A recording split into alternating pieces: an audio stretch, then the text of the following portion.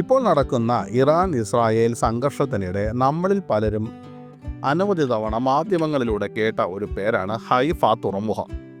ഈ ഹൈഫ തുറമുഖം എന്തുകൊണ്ടാണ് മാധ്യമങ്ങളിൽ കൂടുതൽ ശ്രദ്ധ നേടിയത് എന്ന് വച്ചാൽ, ഇന്ത്യയിലെ ഒരു ബിസിനസ്മാനാണ് ഈ ഹൈഫ തുറമുഖം നടത്തുന്നത്. അത് മറ്റാരുമല്ല, ഗൗതം അദാനി.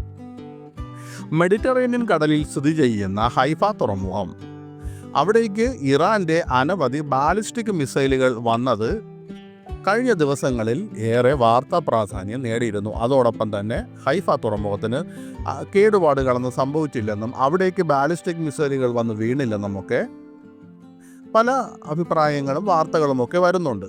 എന്നാൽ ഇന്ത്യയിൽ കിടക്കുന്ന ഗൗതം അദാനി എന്തിനാണ് അങ്ങ് ഇസ്രയേലിൽ പോയി ഒരു തുറമുഖം ഏറ്റെടുത്ത് നടത്തിയതെന്നും എങ്ങനെയാണ് അദാനിക്ക് ഹൈഫ തുറമുഖം ലഭിച്ചതെന്നും പലർക്കും സംശയമുണ്ട്.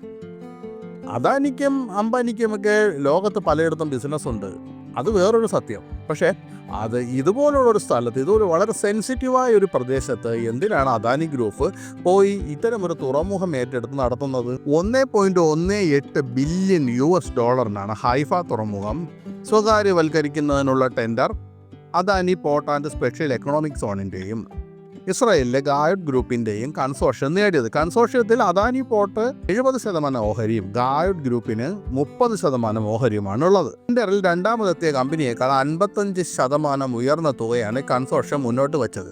ഇതിൽ നിക്ഷേപകരും സർക്കാരും ഒരുപോലെ അത്ഭുതപ്പെട്ടു. 2054 വരെയാണ് ടെൻഡർ കാലാവധി. ഇതോടെ തുറമുഖത്തിന്റെ നവീകരണ പ്രവർത്തനങ്ങൾ നടന്നു. അദാനി ഗായോട്ട് കൺസോർഷ്യം നിക്ഷേപകർക്ക് സമർപ്പിച്ച പദ്ധതിയിൽ ദേശീയ മാസ്റ്റർ പ്ലാൻ അനുസരിച്ച് ബിസിനസ്, ടൂറിസം, റിയൽ എസ്റ്റേറ്റ് എന്നിവയുടെ അടിസ്ഥാന സൗകര്യ നിർമ്മാണം ഉൾപ്പെടുന്നുണ്ട്. ഇന്ത്യയിലെ ഏറ്റവും വലിയ സ്വകാര്യ തുറമുഖങ്ങളുള്ള ലോജിസ്റ്റിക് കമ്പനിയാണ് അദാനി പോർട്സ്.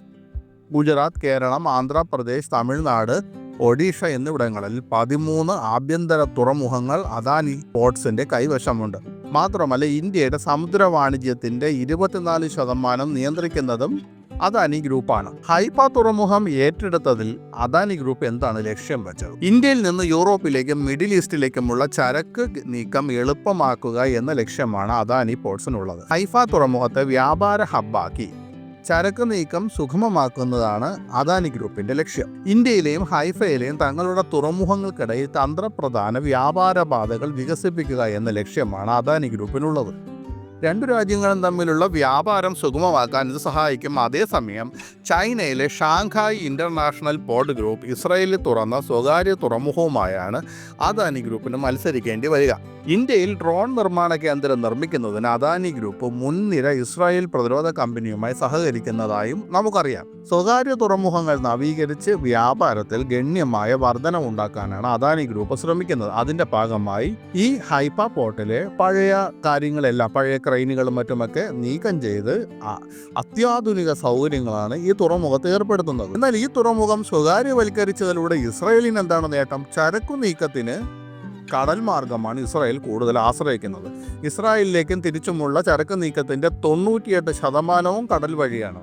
തുറമുഖ മേഖലയുടെ ശാക്തീകരണം ഇസ്രായേലിന്റെ സമ്പദ് വ്യവസ്ഥയ്ക്ക് ഗുണകരമാണ്. മാത്രവുമല്ല, യൂറോപ്പ്, മിഡിൽ ഈസ്റ്റ് എന്നിവിടങ്ങളിലേക്കുള്ള ചരക്ക് നീക്കത്തിനിടയിലെ വ്യാപാര ഹബ്ബായി ഹൈഫ തുറമുഖം മാറുകയും ചെയ്യുന്നു.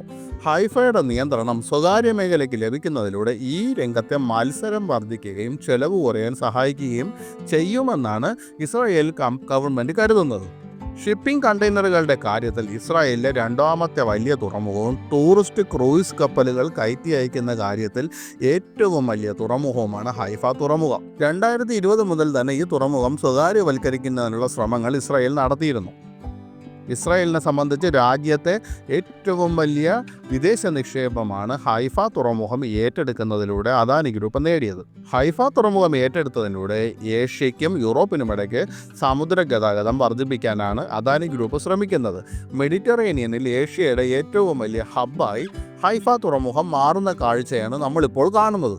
അതുകൊണ്ട് തന്നെ ഈ ഹൈഫ തുറമുഖത്തേക്ക് ഇറാന്റെ മിസൈലുകൾ വരുമ്പോൾ സ്വാഭാവികമായും ഇസ്രായേലിനും ഇന്ത്യക്കും ഒരേ തരത്തിലുള്ള ഉത്കണ്ഠകൾ ഉണ്ടാകാൻ സാധ്യതയുണ്ട്.